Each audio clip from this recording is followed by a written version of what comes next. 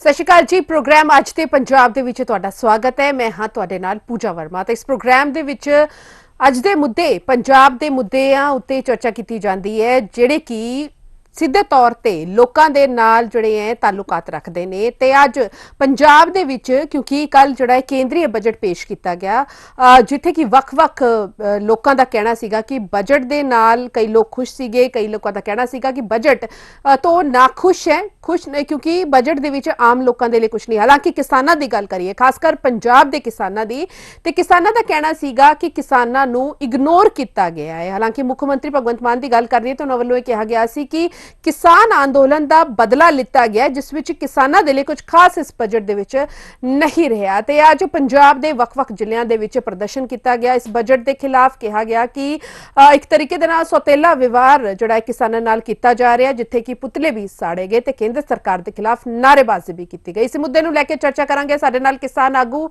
ਜੰਗਵੀਰ ਸਿੰਘ ਜੁੜੇ ਨੇ। ਸਰ ਸਤਿ ਸ਼੍ਰੀ ਅਕਾਲ, ਬਹੁਤ-ਬਹੁਤ ਸਵਾਗਤ ਹੈ ਪੰਜਾਬ ਟੁਡੇ ਦੇ ਵਿੱਚ ਤੁਹਾਡਾ। ਜੰਗਵੀਰ ਜੀ ਤੁਸੀਂ ਸੁਣ ਪਾ ਰਹੇ ਹੋ ਮੈਨੂੰ? हाँ जी, सत श्री अकाल जी। आ रही आवाज? जी जी। जंगवीर जी, जिस तरीके दे नाल उम्मीद कर रहे सीगे कि बजट दे विच किसानां नूं इस बारी MSP तो संबंधित कुछ मिलेगा या होर कोई नवे ऐलान किते जा सकते हैं। हालांकि डिजिटल तौर ते कहा गया कि जिहड़ी किसानी है उस विच नवी तकनीकां इस्तेमाल कीतियां जाणगी ताकि किसानां नूं फायदा हो सके ते उन्हां दी आमदन भी दुगनी कीती जाएगी ते कर्जे माफी दी भी गल कीती है। जी पूजा जी, ਜਦੋਂ ਮੋਦੀ ਸਾਹਿਬ ਸੱਤਾ ਦੇ ਵਿੱਚ ਆਏ ਸੀ ਔਰ ਉਸ ਵੇਲੇ ਉਹਨਾਂ ਨੇ ਇਹ ਵੀ ਗੱਲ ਕਹੀ ਸੀ, ਮੈਂ ਜਦੋਂ ਸੱਤਾ ਦੇ ਵਿੱਚ ਆਇਆ, ਸੱਤਾ ਚ ਆਉਣ ਤੋਂ ਪਹਿਲਾਂ, ਕਿ ਸਵਾਮੀਨਾਥਨ ਰਿਪੋਰਟ ਲਾਗੂ ਕਰੂਗਾ ਔਰ 2022 ਦੇ ਵਿੱਚ ਕਿਸਾਨਾਂ ਦੀ ਆਮਦਨ ਜਿਹੜੀ ਆ ਉਹ ਦੁੱਗਣੀ ਹੋ ਜਾਏਗੀ ਜੀ। ਸੋ ਬੜੀਆਂ ਆਸਾਂ ਸੀ ਭਾਰਤ ਸਰਕਾਰ ਤੇ, ਕਿਉਂਕਿ ਅਖੀਰਲਾ ਬਜਟ ਸੀ ਇਹ 10ਵਾਂ ਬਜਟ ਜਿਹੜਾ ਬੀਜੇਪੀ ਸਰਕਾਰ ਦਾ। ਸੋ ਆਸਾਂ ਤੇ ਉਮੀਦਾਂ ਸੀ ਕਿ ਸਾਡੇ ਪ੍ਰਧਾਨ ਮੰਤਰੀ ਸਾਹਿਬ ਆਪਣਾ ਵਾਅਦਾ ਪੂਰਾ ਕਰਨਗੇ। ਪਰ ਕਿਤੇ ਨਾ ਕਿਤੇ ਨਿਰਾਸ਼ਾ ਉਸ ਵੇਲੇ ਪੱਲੇ ਪਈ ਕਿ ਜਦੋਂ ਬਜਟ ਦੇ ਐਲਾਨ ਦੌਰਾਨ ਕਿਸਾਨਾਂ ਦਾ ਜਿਹੜਾ ਬਜਟ ਆ ਉਹਦੇ ਵਿੱਚ ਨਾ ਮਾਤਰ ਜਿਹੜਾ ਇਹਨਾਂ ਨੇ ਬਜਟ ਰੱਖਿਆ ਗਿਆ ਆ, ਕਿਉਂਕਿ ਜਿੰਨਾ ਕਿਸਾਨੀ ਦੇ ਉੱਪਰ ਕਰਜ਼ਾ ਚੜਿਆ ਹੋਇਆ ਆ। ਸੋ ਸਾਨੂੰ ਆਸ ਸੀ ਕਿ ਕਰਜ਼ਾ ਮਾਫ ਕਰਨ ਵਾਸਤੇ ਵੀ ਕੁਛ ਨਾ ਕੁਛ ਔਰ ਬਜਟ ਰੱਖਣਗੇ ਕਿਸਾਨਾਂ ਦਾ ਕਰਜ਼ਾ ਮਾਫ ਕਰਨ ਵਾਸਤੇ। ਸੋ ਸਾਨੂੰ ਇਹ ਵੀ ਆਸ ਸੀ ਕਿ ਬਿਨਾਂ ਪ੍ਰੀਮੀਅਮ ਤੋਂ ਫਸਲਾਂ ਦੀ ਇੰਸ਼ੋਰੈਂਸ ਕੀਤੀ ਜਾਊਗੀ, ਕਿਉਂਕਿ ਪਿਛਲੇ ਸਮੇਂ ਦੌਰਾਨ ਕਣਕ ਦੇ ਵਿੱਚ ਵੀ ਭਾਰੀ ਮਾਰ ਪਈ, ਸਾਨੂੰ ਝੋਨੇ ਦੇ ਵਿੱਚ ਵੀ ਕੁਦਰਤੀ ਮਾਰ ਪਈ ਹੈ ਤੇ ਸਾਨੂੰ ਅੱਜ ਤੱਕ ਜਿਹੜਾ ਉਹਦਾ ਮੁਆਵਜ਼ਾ ਨਹੀਂ ਮਿਲਿਆ। ਸੋ ਇਹਦੇ ਵਾਸਤੇ ਬਿਨਾਂ ਪ੍ਰੀਮੀਅਮ ਤੋਂ ਹੋ ਸਕਦਾ ਕਿ ਕੋਈ ਇਹੋ ਜਿਹੀ ਡਿਜੀਟਲ ਤਕਨੀਕ ਲੈ ਕੇ ਆਉਣ ਕਿ ਜਿਹਦੇ ਵਾਸਤੇ ਕਿਸਾਨ ਆਉਣ ਵਾਲੇ ਸਮੇਂ ਦੇ ਵਿੱਚ ਖੁਸ਼ਹਾਲ ਹੋਵੇਗਾ, ਕਿ ਉਹਦੇ ਵਾਸਤੇ ਵੀ ਕੋਈ ਬਜਟ ਰੱਖੂਗੇ। ਸੋ ਮੁਫਤ ਅਨਾਜ ਦੇਣ ਵਾਸਤੇ ਤਾਂ ਬਜਟ ਇਹਨਾਂ ਨੇ ਰੱਖ ਲਿਆ ਔਰ ਉਹਦੇ ਵਾਸਤੇ ਤਾਂ ਇਹਨਾਂ ਨੂੰ ਬਹੁਤ ਜ਼ਰੂਰੀ ਆ। ਹਰੇਕ ਜਿਹੜੀ ਪਾਰਟੀ ਹੈ, ਬੇਸ਼ੱਕ ਬੀਜੇਪੀ, ਆਮ ਆਦਮੀ ਪਾਰਟੀ ਆ, ਕਾਂਗਰਸੀ ਦਲ ਆ, ਮੁੱਤੇ ਜਿਹੜਾ ਆ ਇਹ ਬਾਰ-ਬਾਰ ਇਹਨਾਂ ਵਾਸਤੇ ਬਜਟ ਰੱਖ ਕੇ ਇਹਨਾਂ ਨੂੰ ਤੇ ਨਿਹੱਥੇ ਕਰ ਰਹੀ ਹੈ। ਪਰ ਸਾਨੂੰ 23 ਫਸਲਾਂ ਤੇ ਜਿੰਨਾ ਚਿਰ MSP ਨਹੀਂ ਮਿਲਦੀ ਔਰ ਜਦੋਂ ਤੱਕ 23 ਫਸਲਾਂ ਤੇ MSP ਨਹੀਂ ਮਿਲਦੀ ਉਦੋਂ ਤੱਕ ਜਿਹੜਾ ਸਾਡਾ ਇੱਕ ਵਾਰੀ ਕਰਜ਼ੇ ਦੀ ਸਾਡੀ ਪੰਡ ਲਾ ਦੇਣ ਜੀ। ਸੋ 23 ਫਸਲਾਂ ਤੇ MSP ਦੇ ਦੇਣ ਤੇ ਨਾਲੇ ਜਿਹੜਾ ਡਿਵਰਸਿਫਿਕੇਸ਼ਨ ਦਾ ਇਹਨਾਂ ਦਾ ਫਾਰਮੂਲਾ, ਜਿਹੜੇ ਕਹਿੰਦੇ ਕਿ ਫਸਲੀ ਚੱਕਰ ਦੇ ਵਿੱਚੋਂ ਝੋਨੇ ਤੇ ਕਣਕ ਦੇ ਵਿੱਚੋਂ ਬਾਹਰ ਆ ਜਾਓ, ਸੋ ਉਹਦੇ ਵਿੱਚੋਂ ਵੀ ਜਿਹੜਾ ਕਿਸਾਨ ਬਾਹਰ ਨਿਕਲ ਸਕਦਾ ਸੀਗਾ। ਸੋ ਇਹਨਾਂ ਨੇ ਤਾਂ ਕਿਤੇ ਵੀ ਕਿਸਾਨਾਂ ਦੀ ਜਿਹੜੀ ਆ ਬਾਹ ਫੜੀ ਨਹੀਂ। ਸੋ ਬੜਾ ਨਿਰਾਸ਼ਾਜਨਕ ਜਿਹੜਾ ਆ ਇਹ ਐਤਕੀ ਬਜਟ ਜਿਹੜਾ ਇਹਨਾਂ ਨੇ ਪੇਸ਼ ਕੀਤਾ ਆ। ਕਿਸਾਨਾਂ ਦੇ ਤਾਂ ਮੈਨੂੰ ਲੱਗਦਾ ਕਿਤੇ ਨਾ ਕਿਤੇ ਝੋਲਾ ਖਾਲੀ ਰਹਿ ਗਿਆ। ठीक है, लेकिन जिस तरीके दे नाल हुन ये बजट पेश होया है, लग्या है कि चोणां दा बजट है या सिर्फ खाना पूर्ति की गई है? नहीं जी, ये खाना पूर्ति की गई है। किसानां तो लगदा है कि इन्हां ने दिल्ली वाला ही बदला लिया आ, क्योंकि 3 कानूनां दी ते जिहड़ी लास्ट साडे उपर थोपे गए सी। तुहानूं भी पता है कि दिल्ली 1.25 साल जिहड़ा प्रोटेस्ट ਚੱਲਿਆ बीजेपी सरकार दे खिलाफ। सो ਉਹ ਜਿਹੜਾ ਚੱਲਿਆ ਆ ਉਹਦੀ ਕਿਤੇ ਨਾ ਕਿਤੇ ਸਾਨੂੰ ਲੱਗਦਾ ਕਿ ਰੰਜਿਸ਼ ਕੱਢੀ ਗਈ ਹੈ। ਸੋ ਉਹਨਾਂ ਕਾਨੂੰਨਾਂ ਦੀ ਤਾਂ ਲੋੜ ਨਹੀਂ ਸੀ ਸਾਨੂੰ, ਉਹ ਜਿਹੜੇ ਵਾਪਸ ਲੈ ਲਏ ਬੀਜੇਪੀ ਸਰਕਾਰ ਨੇ। ਔਰ ਜਿੰਨਾ ਰੁਪਈਆ ਸਾਡੇ ਪੰਜਾਬ ਦੇ ਵਿੱਚੋਂ ਉਸ ਪ੍ਰੋਟੈਸਟ ਤੇ ਲੱਗਾ ਤੇ ਜੇ ਕਿਤੇ ਉਹ ਰੁਪਈਏ ਦੇ ਨਾਲ ਪੰਜਾਬ ਦਾ ਪੂਰਨ ਕਰਜ਼ਾ ਮੁਕਤੀ ਹੋ ਸਕਦੀ ਸੀ, ਉਹ ਸਾਡਾ ਰੁਪਈਆ ਜਿਹੜਾ ਨਜਾਇਜ਼ ਗਿਆ ਉੱਥੇ ਅੰਦੋਲਨ ਤੇ ਨਜਾਇਜ਼ ਜਿਹੜਾ ਖਰਚ ਹੋਇਆ। ਸੋ ਕਿਤੇ ਨਾ ਕਿਤੇ ਇਹ ਜਿਹੜਾ ਆ ਇਹ ਜੁਮਲੇਬਾਜ਼ੀ ਜਿਹੜੀ ਆ ਦਿਖਾਈ ਆ ਸਰਕਾਰ ਨੇ। ਇਹ ਕਿਸਾਨਾਂ ਪ੍ਰਤੀ ਚਿੰਤਤ ਨਹੀਂ। ਹੁਣ ਡਿਜੀਟਲ ਤਕਨੀਕ ਪਤਾ ਨਹੀਂ ਇਹਨਾਂ ਕੋਲ ਕਿਹੜੀ ਹੈ ਕਿ ਕਿਹੜੀਆਂ ਇਹਨਾਂ ਨੇ ਜਿਹੜੀਆਂ ਐਲਸੀਡੀਆਂ ਸਾਡੇ ਖੇਤਾਂ ਦੇ ਵਿੱਚ ਲਵਾ ਦੇਣੀਆਂ, ਕਿਹੜੀ ਤਕਨੀਕ ਦੇ ਨਾਲ ਸਾਡੀਆਂ ਫਸਲਾਂ ਵੇਚ ਦੇਣੀਆਂ, ਕਿਹੜੀ ਤਕਨੀਕ ਦੇ ਨਾਲ ਜਿਹੜਾ ਆ ਕਿਸਾਨ ਖੁਸ਼ਹਾਲ ਹੋਊਗਾ, ਉਹ ਤਾਂ ਸਾਨੂੰ ਹਾਲੇ ਤੱਕ ਫਾਰਮੂਲਾ ਦੱਸਿਆ ਹੀ ਨਹੀਂ। ਸੋ ਕਹਿਣ ਤੋਂ ਭਾਵ ਆ ਕਿ ਕਿਸਾਨਾਂ ਨੂੰ ਅੱਖੋਂ ਪਰੋਖੇ ਕੀਤਾ। ਕਿਸਾਨਾਂ ਨੂੰ ਤਾਂ ਕੀਤਾ ਹੀ ਹੈ, ਨਾਲ ਕਿਸਾਨ ਦੇ ਨਾਲ ਸੰਬੰਧਿਤ ਮਜ਼ਦੂਰ ਵੀ ਹੈ। ਜੇ ਕਿਸਾਨ ਦੀ ਆਮਦਨ ਵੱਧਦੀ ਹੈ ਤੇ ਆਟੋਮੈਟਿਕਲੀ ਮਜ਼ਦੂਰ ਦੀ ਜਿਹੜੀ ਦਿਹਾੜੀ ਹੈ ਉਹ ਵੀ ਵੱਧਦੀ ਹੈ। ਸੋ ਕਿਤੇ ਨਾ ਕਿਤੇ ਕਿਸਾਨਾਂ ਦੇ ਨਾਲ ਨਾਲ ਮਜ਼ਦੂਰਾਂ ਦਾ ਵੀ ਜਿਹੜਾ ਆ ਆਸਾਂ ਤੇ ਪਾਣੀ ਫੇਰਿਆ ਗਿਆ ਹੈ ਕਿ ਉਸ ਨੂੰ ਮੋਟੇ ਅਨਾਜ ਨੂੰ ਪ੍ਰੋਤਸਾਹਿਤ ਕੀਤਾ ਜਾਏਗਾ, ਖਾਸ ਕਰ ਨਾ ਦਿੱਤਾ ਗਿਆ ਹੈ ਸ਼੍ਰੀ ਅਣ। ਕੀ ਇਸ ਤੇ ਕੋਈ ਫਾਇਦਾ ਹੋਏਗਾ ਕਿਸਾਨਾਂ ਨੂੰ? ਦੇਖੋ ਇਹਦੀ ਪ੍ਰੋਪਰ ਖਰੀਦ ਤੇ ਕਰਨ ਪਹਿਲਾਂ ਗੱਲ ਕਿ ਪ੍ਰੋਪਰ ਖਰੀਦ ਦਾ ਇਹਨਾਂ ਦਾ ਜਿਹੜਾ ਫਾਰਮੂਲਾ ਉਹੀ ਫੇਲ ਹੈ। ਜੇ ਉਹ ਪ੍ਰੋਪਰ ਖਰੀਦ ਹੋਊਗੀ, ਮੋਟੇ ਅਨਾਜ ਦਾ ਚਲੋ ਠੀਕ ਹੈ ਫਾਇਦਾ ਹੁੰਦਾ ਆ, ਉਹਦੇ ਵਿੱਚ ਗੁਣ ਜ਼ਿਆਦਾ ਹੈਗੇ ਆ, ਪਰ ਬਾਸਮਤੀ ਤੇ ਐਮਐਸਪੀ ਕੌਣ ਦੇਊਗਾ? ਇਸ ਵਾਰ ਆਮ ਆਦਮੀ ਪਾਰਟੀ ਨੇ ਮੂੰਗੀ ਤੇ ਐਮਐਸਪੀ ਦੇਤੀ ਸੀ 7275 ਰੁਪਏ। ਸੋ ਉਹਦੀ ਪੂਰੀ ਖਰੀਦ ਨਹੀਂ ਹੋਈ, ਉਹ ਵੀ ਕਿਤੇ 5000 ਨੂੰ ਚੱਕੀ, ਕਿਤੇ 4000 ਨੂੰ ਚੱਕੀ ਹੈ, ਤਾਂ ਕੁਛ ਥੋੜੀ ਮਾਤਰਾ ਦੇ ਵਿੱਚ ਜਿਹੜੀ ਆ ਉਹ 7275 ਰੁਪਏ ਵਿਕੀ ਹੈ। ਸੋ ਕਹਿਣ ਤੋਂ ਭਾਵ ਆ ਕਿ ਕਿਸਾਨਾਂ ਨੂੰ ਤਾਂ ਇੱਕ ਸਰਕਾਰਾਂ ਦੇਖ ਕੇ ਰਾਜੀ ਨਹੀਂ। ਖਾਸ ਕਰ ਬੀਜੇਪੀ ਸਰਕਾਰ ਦੇ ਹੱਥ ਦੇ ਵਿੱਚ ਹੁਣ ਸਾਰਾ ਕੁਝ ਸੀਗਾ।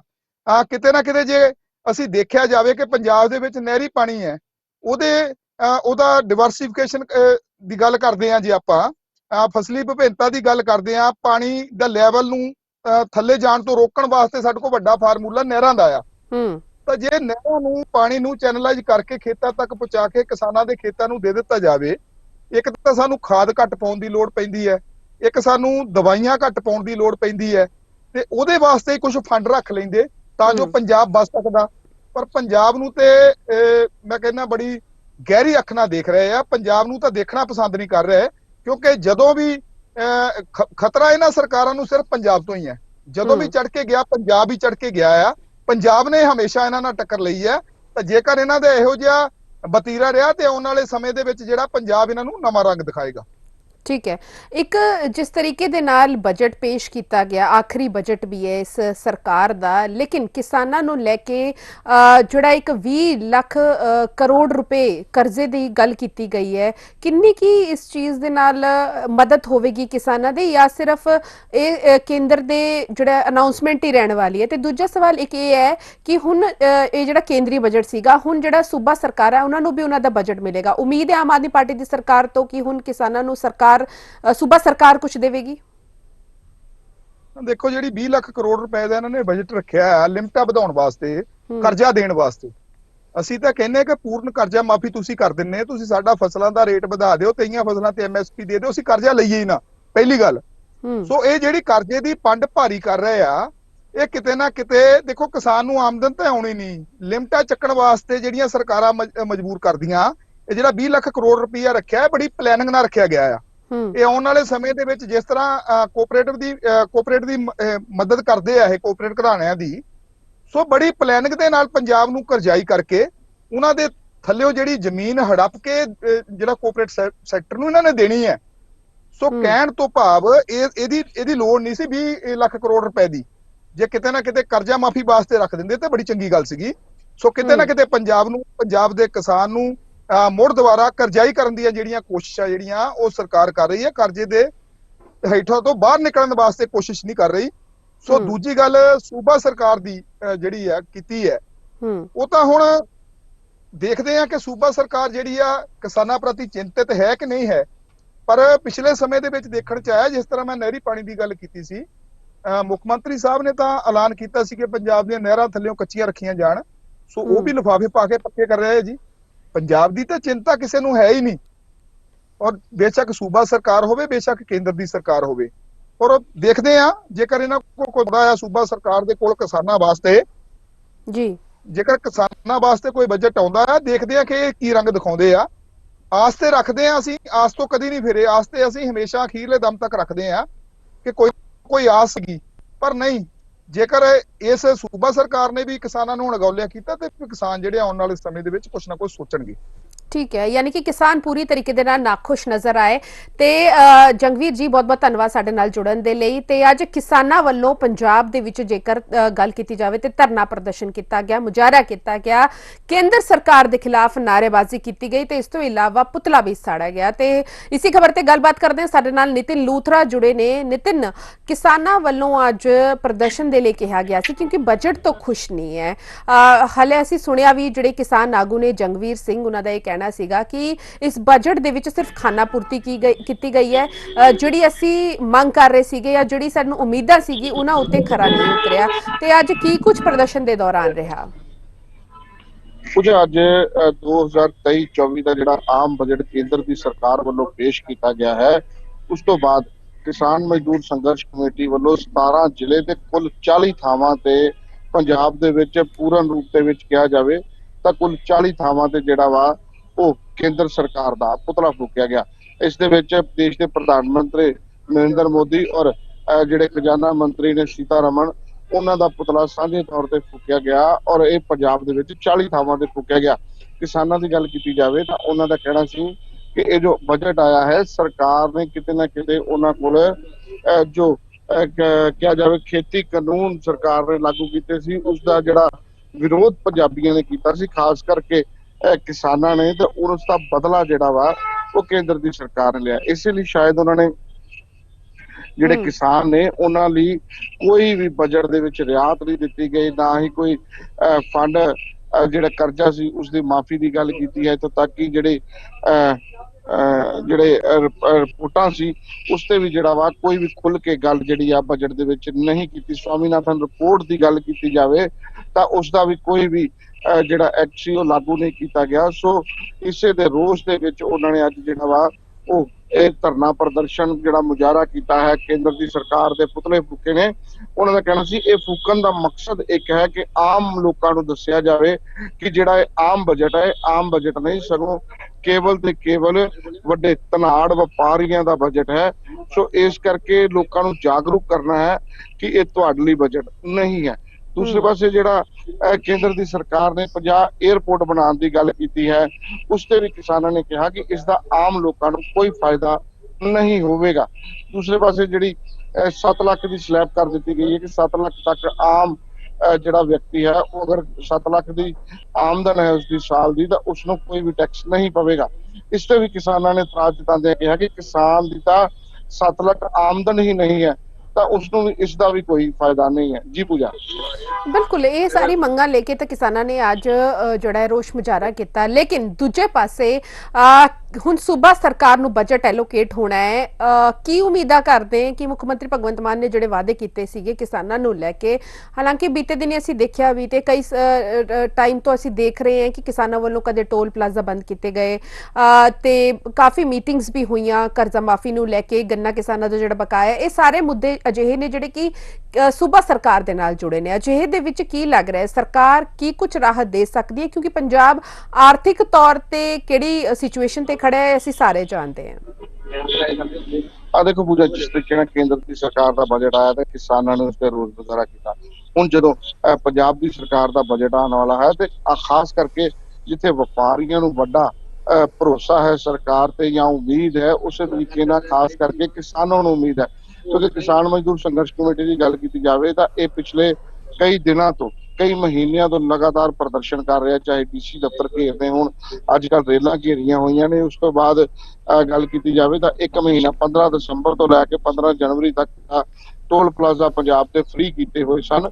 ਸੋ ਕਿਸਾਨਾਂ ਨੂੰ ਵੀ ਉਮੀਦ ਹੈ ਕਿ ਜਿਹੜੀਆਂ ਉਹਨਾਂ ਦੀਆਂ ਮੰਗਾਂ ਨੇ ਉਹ ਖਾਸ ਕਰਕੇ ਪੂਰੀਆਂ ਕੀਤੀਆਂ ਜਾਣਗੀਆਂ, ਚਾਹੇ ਉਹ ਗੰਨੇ ਦੀ ਬਕਾਇਆ ਹੋਵੇ, ਚਾਹੇ ਗੰਨੇ ਦਾ ਬੋਨਸ ਹੋਵੇ, ਜਾਂ MSP ਦੀ ਗੱਲ ਹੋਵੇ, ਮੰਡੀਕਰਨ ਦੀ ਗੱਲ ਹੋਵੇ। ਸਾਰੀਆਂ ਗੱਲਾਂ ਨੂੰ ਲੈ ਕੇ ਕਿਸਾਨਾਂ ਨੂੰ ਜੋ ਹੈ ਵੱਡੀ ਆਸ ਹੈ ਇਸ ਬਜਟ ਤੋਂ। ਪਰ ਜਿਸ ਤਰੀਕੇ ਨਾਲ ਕੇਂਦਰ ਦੇ ਬਜਟ ਤੋਂ ਲੋਕ ਨਾਰਾਜ਼ ਹੋਏ ਨੇ, ਲੇਕਿਨ ਉਸ ਤੋਂ ਬਾਅਦ ਹੁਣ ਕਿਉਂਕਿ ਸੂਬਾ ਸਰਕਾਰ ਜਿਹੜੀ ਹੈ ਉਹ ਆਪਣੀ ਸਰਕਾਰ ਗਿਣੀ ਜਾਂਦੀ ਹੈ, ਹਰ ਸੂਬੇ ਦੀ ਆਪਣੀ ਘਰੇਲੂ ਸਰਕਾਰ ਗਿਣੀ ਜਾਂਦੀ ਹੈ। ਸੋ ਇਸ ਤੇ ਲੋਕਾਂ ਨੂੰ ਆਪਣੇ ਪਰਿਵਾਰ ਤੇ ਹਮੇਸ਼ਾ ਹੀ ਆਸ ਹੁੰਦੀ ਹੈ। ਹੁਣ ਦੇਖਣ ਵਾਲੀ ਗੱਲ ਹੈ ਕਿ ਕਿੰਨੀ ਇਸ ਬਜਟ ਦੇ ਵਿੱਚ ਆਸ ਜਿਹੜੀ ਆ ਖਾਸ ਕਰਕੇ ਕਿਸਾਨਾਂ ਦੀ, ਵਪਾਰੀਆਂ ਦੀ ਪੂਰੀ ਹੁੰਦੀ ਹੈ। ਕੁਝ ਦਿਨਾਂ ਬਾਅਦ ਇਹ ਵੀ ਕਲੀਅਰ ਹੋ ਜਾਏਗਾ। ਜੀ ਪੂਜਾ। ਬਿਲਕੁਲ ਨਿਤਿਨ, ਤੁਸੀਂ ਸਾਡੇ ਨਾਲ ਬਣੇ ਰਹੋ। ਅੱਜ ਜਿਹੜਾ ਰੋਸ ਮੁਜ਼ਾਹਰਾ ਕੀਤਾ ਗਿਆ ਉਸ ਉੱਤੇ ਅਸੀਂ ਗੱਲਬਾਤ ਕੀਤੀ, ਲੇਕਿਨ ਇੱਕ ਹੋਰ ਮੁੱਦਾ ਪੰਜਾਬ ਦੇ ਵਿੱਚ ਅੱਜ ਸਿਆਸੀ ਮੁੱਦਾ ਬਣਿਆ। ਰਾਜਪਾਲ ਦਾ ਸਰਹੱਦੀ ਇਲਾਕਿਆਂ ਦੇ ਵਿੱਚ ਦੌਰੇ ਦੇ ਦੌਰਾਨ ਵੱਡੀ ਗੱਲਾਂ ਕਹੀਆਂ। ਕੈਬਨਿਟ ਮੰਤਰੀ ਅਮਨ ਅਰੋੜਾ ਨੇ ਸਵਾਲ ਚੁੱਕੇ, ਕਿਹਾ ਕਿ ਇਲੈਕਟਿਡ ਟੂ ਸਿਲੈਕਟਿਡ ਦੀ ਰਾਹ ਤੇ ਚੱਲ ਰਹੇ ਨੇ ਰਾਜਪਾਲ, ਚੁਣੀ ਹੋਈ ਸਰਕਾਰ ਦੇ ਖਿਲਾਫ ਬੋਲ ਰਹੇ ਨੇ। ਹਾਲਾਂਕਿ ਰਾਜਪਾਲ ਦਾ ਕਹਿਣਾ ਹੈ ਕਿ ਮੈਂ ਚੈਲੰਜ ਕਰਦਾ ਹਾਂ ਕਿ ਜੇਕਰ ਮੇਰਾ ਇੱਕ ਵੀ ਬਿਆਨ ਰਾਜਨੀਤੀ ਤੋਂ ਪ੍ਰੇਰਿਤ ਹੋਵੇ, ਮੈਂ ਇੱਕ ਸੰਵਿਧਾਨਿਕ ਅਹੁਦੇ ਤੇ ਹਾਂ, ਮੇਰਾ ਕੰਮ ਹੈ ਕੋਆਰਡੀਨੇਸ਼ਨ ਦੇਖਣਾ। ਮੈਂ ਜਦ ਰਾਜ ਭਵਨ ਤੇ ਬਹਿ ਕੇ ਹੀ ਸਿਰਫ ਰਾਜਪਾਲ ਦਾ ਕੰਮ ਜਿਹੜਾ ਰਾਜ ਭਵਨ ਤੇ ਵਿੱਚ ਬਹਿਣਾ ਨਹੀਂ ਹੈ, ਬਲਕਿ ਜਿਹੜਾ ਸੂਬਾ ਮਿਲਿਆ ਹੈ ਉਸ ਨੂੰ ਸਾਂਭਣਾ ਹੈ, ਉੱਥੇ ਦੇਖਣਾ ਹੈ ਕੀ ਦਿੱਕਤਾਂ ਨੇ। ਤੇ ਸਿਮਰਨ ਵੀ ਜੁੜੇ ਨੇ ਫਿਰੋਜ਼ਪੁਰ ਤੋਂ ਇਸ ਪੂਰੇ ਮੁੱਦੇ ਨੂੰ ਲੈ ਕੇ। ਸਿਮਰਨ, ਅੱਜ ਵੱਡੇ ਸਵਾਲ ਕੀਤੇ ਗਏ ਰਾਜਪਾਲ ਨੂੰ, ਅਮਨ ਅਰੋੜਾ ਨੇ ਸਵਾਲ ਚੁੱਕੇ, ਉਸ ਤੋਂ ਬਾਅਦ ਉਹਨਾਂ ਤੋਂ ਪੁੱਛਿਆ ਵੀ ਗਿਆ। ਇਸ ਤੋਂ ਪਹਿਲਾਂ ਵੀ ਜਦ ਉਹਨਾਂ ਨੇ ਦੌਰਾ ਕੀਤਾ ਸੀਗਾ ਸਰਹੱਦੀ ਇਲਾਕਿਆਂ ਦਾ, ਜਿਸ ਵਿੱਚ ਉਹਨਾਂ ਨੇ ਮਾਈਨਿੰਗ ਦੀ ਗੱਲ ਚੁੱਕੀ ਸੀਗੀ, ਇਸ ਬਾਰੇ ਉਹਨਾਂ ਨੇ ਨਸ਼ੇ ਦੀ ਗੱਲ ਚੁੱਕੀ ਹੈ। ਅਜਿਹੇ ਦੇ ਵਿੱਚ ਉਹਨਾਂ ਦੇ ਬਿਆਨ ਨੂੰ ਕਿਸ ਤਰੀਕੇ ਦੇ ਨਾਲ ਸਿਆਸਤ ਦੇ ਨਾਲ ਜੋੜ ਕੇ ਦੇਖਿਆ ਜਾ ਸਕਦਾ ਹੈ? ਹਾਂਜੀ ਪੂਜਾ, ਤਸਵੀਰ ਜਿਸ ਤਰ੍ਹਾਂ ਅੱਜ ਬਲਵਾਰੀ ਦਾ ਆਪਣੇ ਗਵਰਨਰ ਜਿਹੜੇ ਨੇ ਇਸ ਸਮੇਂ ਫਿਰੋਜ਼ਪੁਰ ਦੇ ਵਿੱਚ ਅੱਜ ਆਏ ਸੀਗੇ ਤੇ ਉਹਨਾਂ ਦੇ ਵੱਲੋਂ ਇੱਥੋਂ ਦੇ ਸਰਪੰਚਾਂ ਦੇ ਨਾਲ ਵੀ ਗੱਲਬਾਤ ਕੀਤੀ ਗਈ ਹੈ। ਪਰ ਜੇ ਗੱਲ ਕਰੀਏ ਸਰਕਾਰਾਂ ਤੇ ਆਮ ਇੱਥੋਂ ਦੇ ਆਪਾਂ ਦੂਸਰੀ ਸਰਕਾਰਾਂ ਆਮ ਆਦਮੀ ਪਾਰਟੀ ਦੀ ਗੱਲ ਕਰੀਏ ਤਾਂ ਆਮ ਆਦਮੀ ਪਾਰਟੀ ਦੇ ਇੱਕ ਸ਼ਬਦ ਦਾ ਕਹਿ ਸਕਦੇ ਨਿਸ਼ਾਨਾ ਉਹਨਾਂ ਦੇ ਵੱਲੋਂ ਸਾਧਿਆ ਗਿਆ। ਉਹਨਾਂ ਦੇ ਵੱਲੋਂ ਕਿਹਾ ਗਿਆ ਕਿ ਪੰਜਾਬ ਦੇ ਵਿੱਚ ਲਗਾਤਾਰ ਜਿਹੜੇ ਨੇ ਮੋਬਾਈਲਾਂ ਦੀ ਗੱਲ ਕਰੀਏ ਜਾਂ ਆਪਣਾ ਜਿਹਨਾਂ ਦੇ ਵਿੱਚ ਮੋਬਾਈਲ ਜਿਹੜੇ ਲਗਾਤਾਰ ਜਿਹੜੇ ਬਰਾਮਦ ਹੋਣੇ ਨਾਲ ਉੱਥੋਂ ਉਹਨਾਂ ਨੇ ਲੈ ਕੇ ਇੱਥੋਂ ਤੱਕ ਉਹਨਾਂ ਨੇ ਕਹਿ ਦਿੱਤਾ ਹੈ ਕਿ ਜਿਹੜੇ ਕੁਝ ਚੰਦ ਜਿਹੜੇ ਹੈਗੇ ਨੇ ਖਾਲਿਸਤਾਨੀ ਜਿਹੜੇ ਨੇ ਪੰਜਾਬ ਦੇ ਵਿੱਚ ਜਿਹੜੇ ਨੇ ਬਾਹਰ ਕੁਝ ਬੈਠੇ ਨੇ ਉਹਨਾਂ ਦੀ ਜਿਹੜੀ ਕਿ ਸਪੋਰਟ ਦੇ ਹਮ ਹੈ ਤੇ ਜਿਹੜਾ ਕਿ ਇੱਥੇ ਜਿਹੜਾ ਪੰਜਾਬ ਦਾ ਮਾਹੌਲ ਖਰਾਬ ਜਿਹੜਾ ਕਰਨਾ ਚਾਹੁੰਦੇ ਨੇ। ਪਰ ਜੇ ਗੱਲ ਕਰੀਏ ਉਹਨਾਂ ਨੇ ਮਾਈਨਿੰਗ ਦੀ ਜਿਹੜੀ ਗੱਲ ਕੀਤੀ, ਮਾਈਨਿੰਗ ਦੇ ਵਿੱਚ ਉਹ ਨਾਲ ਇਹ ਵੀ ਲਫ਼ਜ਼ ਉਹਨਾਂ ਦੇ ਵੱਲੋਂ ਕਿਹਾ ਗਿਆ ਹੈ। ਸਿਮਰਨ, ਤੁਸੀਂ ਸੁਣ ਪਾ ਰਹੇ ਹੋ? ਤੁਹਾਡੀ ਆਵਾਜ਼ ਬ੍ਰੇਕ ਹੋ ਰਹੀ ਹੈ। ਪੰਜਾਬ ਸਰਕਾਰ ਦੇ ਵੱਲੋਂ ਕਿਸੇ ਤਰ੍ਹਾਂ ਦਾ ਕੋਈ ਵੀ ਨਸ਼ੇ ਦੇ ਤੱਕ ਰੋਕ ਨਹੀਂ ਲਗਾਈ ਗਈ। ਅਜੇ ਤੱਕ ਨਸ਼ੇ ਦੀ ਗੱਲ ਕਰੀਏ, ਨਸ਼ਾ ਲਗਾਤਾਰ ਜਿਹੜਾ ਉਸੇ ਤਰ੍ਹਾਂ ਜਿਹੜਾ ਕਿ ਵਿਕ ਰਿਹਾ ਹੈਗਾ ਤੇ ਇੱਥੋਂ ਲੈ ਕੇ ਉਹਨਾਂ ਦੇ ਨਾਲ ਜਿਹੜੇ ਨਿਸ਼ਾਨੇ ਜ਼ਰੂਰ ਸਰਕਾਰ ਦੇ ਸਾਡੇ ਨਾਲ ਜਿਸ ਤਰ੍ਹਾਂ ਗੱਲ ਕਰੀ ਉਹਨਾਂ ਦੇ ਵੱਲੋਂ ਕਿਹਾ ਜਾਂਦਾ ਹੈ ਕਿ ਗਵਰਨਰ ਸਾਹਿਬ ਜਿਹੜੇ ਇੱਕ ਹਫ਼ਤੇ ਚ 2024 ਦੀਆਂ ਇਲੈਕਸ਼ਨ ਜਿਹੜਾ ਦੀ ਗੱਲ ਕਰੀਏ ਤਾਂ ਇਲੈਕਸ਼ਨ ਦੇ ਸੰਬੰਧ ਦੇ ਵਿੱਚ ਉਹ ਇੱਕ ਪੰਜਾਬ ਦਾ ਜਿਹੜਾ ਕਿ ਦੌਰਾ ਕਰ ਰਿਹਾ ਸਰਹੱਦੀ ਏਰੀਏ ਦਾ ਲਗਾਤਾਰ ਤੀਸਰੀ ਵਾਰ ਜਿਸ ਤਰ੍ਹਾਂ ਗੱਲ ਕਰੀਏ ਫਿਰੋਜ਼ਪੁਰ ਦੇ ਵਿੱਚ ਉਹ ਪਹੁੰਚੇ ਨੇ। ਪਰ ਇੱਥੇ ਇੱਕ ਹੋਰ ਦੱਸ ਦਈਏ ਕਿ ਇੱਥੇ ਅੱਜ ਜਿਹੜੇ ਕਿ ਸਰਪੰਚਾਂ ਦੇ ਨਾਲ ਉਹਨਾਂ ਨਾਲ ਮੀਟਿੰਗ ਕੀਤੀ ਗਈ, ਲੇਕਿਨ ਸਰਪੰਚਾਂ ਦੇ ਵਿੱਚ ਇਸ ਬਾਰੇ ਨਿਰਾਸ਼ਾ ਜਿਹੜੀ ਕਿ ਪਾਈ ਗਈ। ਉਹਨਾਂ ਦੇ ਵੱਲੋਂ ਕਿਹਾ ਜਾਂਦਾ ਹੈ ਕਿ ਸਾਹੀ ਕਿਸੇ ਤਰ੍ਹਾਂ ਦਾ ਵੀ ਗਵਰਨਰ ਸਾਹਿਬ ਤੋਂ ਸੰਤੁਸ਼ਟ ਨਹੀਂ, ਸਾਡੇ ਨਾਲ ਪਹਿਲਾਂ ਵੀ ਮੀਟਿੰਗਾਂ ਕੀਤੀਆਂ ਗਈਆਂ ਨੇ ਪਰ ਕਿਸੇ ਤਰ੍ਹਾਂ ਦਾ ਕੋਈ ਵੀ ਸਿੱਟਾ ਨਹੀਂ ਲਿਖਿਆ, ਸਾਰੀਆਂ ਮੀਟਿੰਗਾਂ ਜਿਹੜੀਆਂ ਵੀ ਬੇਸਿੱਟਾ ਨਿਕਲ ਗਈਆਂ ਅੱਜ ਤੱਕ। ਜੀ ਪੂਜਾ। ਬਿਲਕੁਲ, ਇਹ ਜਿਹੜੀ ਹੈ ਮੀਟਿੰਗਸ ਭਲੇ ਬੇਸਿੱਟਾ ਰਹੀ ਹੈ, ਉਹਨਾਂ ਨੇ ਆਪਣੀ ਕਲੈਰੀਫਿਕੇਸ਼ਨ ਦੇਣ ਦੀ ਕੋਸ਼ਿਸ਼ ਕੀਤੀ। ਨਿਤਿਨ, ਮੇਰਾ ਸਵਾਲ ਤੁਹਾਡੇ ਤੋਂ ਹੈ, ਜਿਸ ਤਰੀਕੇ ਦੇ ਨਾਲ ਅੱਜ ਬਨਵਾਰੀ ਲਾਲ ਪੁਰੋਹਿਤ ਗਵਰਨਰ ਜਿਹੜੇ ਹੈ ਬੋਲੇ ਨੇ ਪ੍ਰੈਸ ਕਾਨਫਰੰਸ ਦੇ ਵਿੱਚ, ਮੀਡੀਆ ਦੇ ਨਾਲ ਗੱਲਬਾਤ ਕੀਤੀ, ਸਾਰੇ ਸਵਾਲਾਂ ਦੇ ਜਵਾਬ ਦੇਣ ਦੀ ਕੋਸ਼ਿਸ਼ ਕੀਤੀ, ਚਾਹੇ ਉਹ ਖਾਲਿਸਤਾਨ ਦਾ ਮੁੱਦਾ ਹੋਵੇ, ਡਰੱਗਸ ਦਾ ਮੁੱਦਾ ਹੋਵੇ। ਹਾਲਾਂਕਿ ਜਦ ਇਹ ਪੁੱਛਿਆ ਗਿਆ ਕਿ ਜਿਹੜਾ ਡਰੱਗਸ ਕੰਟਰੋਲ ਕਰਨਾ ਸੈਂਟਰ ਦਾ ਵੀ ਉਨੀ ਜ਼ਿੰਮੇਵਾਰੀ ਹੈ ਜਿੰਨਾ ਕਿ ਸੂਬਾ ਸਰਕਾਰਾਂ ਦੀ, ਤੇ ਉਹਨਾਂ ਦਾ ਇਹ ਕਹਿਣਾ ਸੀਗਾ ਕਿ ਰਾਜਪਾਲ ਦੀ ਜ਼ਿੰਮੇਵਾਰੀ ਹੁੰਦੀ ਹੈ ਕਿ ਕੋਆਰਡੀਨੇਸ਼ਨ ਦੇਖਣਾ, ਖਾਸ ਕਰ ਕੇਂਦਰੀ ਤੇ ਸੂਬਾ ਸਰਕਾਰ ਦੀ ਜਿੰਨੀ ਵੀ ਏਜੰਸੀਆਂ ਹੈ ਕਿ ਕੰਮ ਹੋ ਰਹੀਆਂ ਜਾਂ ਨਹੀਂ ਹੋ ਰਹੀਆਂ, ਸੰਵਿਧਾਨ ਦੇ ਮੁਤਾਬਿਕ ਸਰਕਾਰ ਕੰਮ ਕਰ ਰਹੀ ਹੈ ਜਾਂ ਨਹੀਂ। ਉਹਨਾਂ ਨੇ ਇਹ ਵੀ ਕਿਹਾ ਕਿ ਮੈਂ ਇਸ ਕਰਕੇ ਮੇਰੇ ਉੱਤੇ ਸਵਾਲ ਚੁੱਕੇ ਜਾ ਰਹੇ ਨੇ ਕਿ ਜਦ ਕਾਂਗਰਸ ਦੀ ਸਰਕਾਰ ਸੀਗੀ ਤੇ ਤਦ ਮੈਂ ਦੌਰੇ ਕਿਉਂ ਨਹੀਂ ਕੀਤੇ। ਤੇ ਉਹਨਾਂ ਨੇ ਕਿਹਾ ਕਿ ਸਮਾਂ ਲੱਗਦਾ ਹੈ ਇੱਕ ਸੂਬੇ ਨੂੰ ਸਮਝਣ ਦੇ ਲਈ, ਉੱਥੇ ਦੇ ਲੋਕਾਂ ਨੂੰ ਸਮਝਣ ਦੇ ਲਈ, ਸਮੱਸਿਆਵਾਂ ਸਮਝਣ ਦੇ ਲਈ। ਅਜਿਹੇ ਦੇ ਵਿੱਚ ਜਦ ਉਹਨਾਂ ਨੇ ਇੱਕ ਬਿਆਨ ਦਿੱਤਾ ਕਿ ਮੈਂ ਕੇਂਦਰ ਦਾ ਨੋਮੀਨੀ ਨਹੀਂ ਆ, ਮੈਂ ਇੱਕ ਸੰਵਿਧਾਨਿਕ ਅਹੁਦੇ ਤੇ ਆ, ਇਸ ਸਟੇਟਮੈਂਟ ਨੂੰ ਕਿਸ ਤਰੀਕੇ ਦੇ ਨਾਲ ਦੇਖਦੇ ਹੋ? ਨਾਲ ਗਵਰਨਰ ਪੰਜਾਬ ਦਾ ਦੌਰਾ ਕਰਦੇ ਪਏ ਆ। ਇਹ ਬੀਤੇ ਦਿਨ ਜੇ ਗੱਲ ਕੀਤੀ ਜਾਵੇ ਤਾਂ ਪਠਾਨਕੋਟ, ਗੁਰਦਾਸਪੁਰ, ਅੰਮ੍ਰਿਤਸਰ ਦਾ ਦੌਰਾ ਕਰਕੇ ਗਿਆ। ਉੱਥੇ ਵੀ ਉਹਨਾਂ ਨੇ ਸੇਮ ਗੱਲ ਇਹੋ ਹੀ ਗੱਲ ਕਹੀ ਕਿ ਮੈਂ ਗਵਰਨਰ ਹਾਂ, ਗਵਰਨਰ ਦਾ ਕੰਮ ਜਿਹੜਾ ਹੈ ਉਹ ਗਵਰਨਰ ਹਾਊਸ 'ਚ ਬੈਠ ਕੇ ਕੇਵਲ ਆਪਣੀ ਪੋਸਟ ਦਾ ਆਨੰਦ ਮਾਣਨਾ ਨਹੀਂ ਹੁੰਦਾ, ਸਗੋਂ ਜਿਹੜੇ ਜਿਸ ਸੂਬੇ ਦਾ ਉਸ ਨੂੰ ਇੰਚਾਰਜ ਲਗਾਇਆ ਜਾਂਦਾ, ਗਵਰਨਰ ਲਗਾਇਆ ਜਾਂਦਾ, ਉਹ ਸਾਰੇ ਮੁੱਦਿਆਂ ਨੂੰ ਹੱਲ ਕਰਵਾਉਣਾ, ਬੈਠ ਕੇ ਜਿਹੜਾ ਹੈ ਇਹ ਸਮੱਸਿਆਵਾਂ ਨੂੰ ਦੂਰ ਕਰਨਾ ਹੁੰਦਾ ਹੈ। ਉਹਨਾਂ ਨੇ ਜਿੱਥੇ ਬੀਤੇ ਦਿਨ ਅੰਮ੍ਰਿਤਸਰ ਦੇ ਵਿੱਚ ਡੀਜੀਪੀ ਪੰਜਾਬ ਦੇ ਹੁੰਦਿਆਂ ਇਹ ਗੱਲ ਕਹੀ ਕਿ ਨਸ਼ਾ ਪੰਜਾਬ ਦੇ ਵਿੱਚ ਹੁਣ ਕਰਿਆਨੇ ਦੀ ਦੁਕਾਨ ਤੇ ਆਮ ਫਰੂਟ ਵਾਂਗ ਜਾਂ ਕਰਿਆਨੇ ਵਾਂਗ ਮਿਲਦਾ ਹੈ। ਸੋ ਜਿੱਥੇ ਉਹਨਾਂ ਨੇ ਇਹ ਗੱਲ ਕਹੀ ਉੱਥੇ ਇਹ ਵੀ ਗੱਲ ਕਹੀ ਕਿ ਉਹਨਾਂ ਦੇ ਆਉਣ ਦੇ 3 ਜਿਹੜੇ ਮੇਨ ਮਕਸਦ ਨੇ, ਪੰਜਾਬ ਦੇ 6 ਜ਼ਿਲ੍ਹਿਆਂ ਦਾ ਦੌਰਾ ਕਰਨਾ ਬਾਰ-ਬਾਰ ਜੋ ਹੈ ਉਹ ਸਰਹੱਦੀ ਜ਼ਿਲ੍ਹਿਆਂ ਦਾ ਦੌਰਾ ਕਰਨਾ ਹੈ।